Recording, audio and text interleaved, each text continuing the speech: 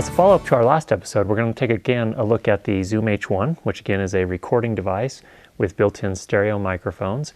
And this time we've hooked up an Audio Technica ATR3350 lavalier microphone. That's what I'm wearing right now.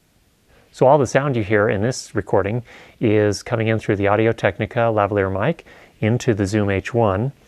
And before, when we did the review of the Zoom H1, you saw that the Zoom H1 built-in microphones are really quite effective. Very clean sound, nice response, much better than what you're typically going to get with your camera. And this time we're checking to see if we can get something that's more suitable for video, where you have a lavalier mic and then the Zoom H1 is sort of hidden away in a pocket or something of that nature. So what I found was not exactly what I expected. I had actually seen other reviews online, and my experience hasn't been entirely the same unless they're not revealing everything. And what I'm finding is that, as you can hear here, we'll switch now to an unequalized, the response that we get using, again, the Zoom H1 and the Audio Technica. And what I find is it really seems kind of harsh in the mid-range. It doesn't have a very good signal-to-noise ratio, which is what you're hearing right now. There's some kind of hiss in the background, which is the result of the low signal-to-noise ratio. And then it also seems kind of harsh in sort of the mid-range area. So once I equalized it, now we'll switch back to that.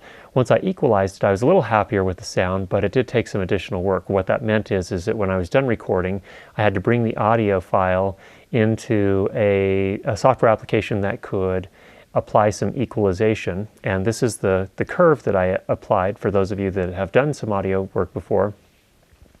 I actually had to bring down the midtones a little bit, or the middle frequencies a little bit, and essentially fit this response curve to compensate for what the microphone seemed to be doing with my particular voice, at least.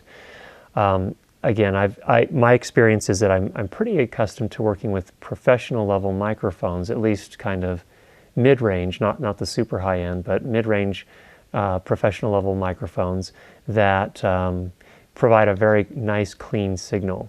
And this one isn't delivering quite that, but in a pinch, it's definitely less expensive than a $500 lavalier wireless mic system, and could work in a pinch for sure. So hope that is helpful for you. Again, if you're not doing professional level stuff, you wouldn't necessarily need to hesitate to use this setup.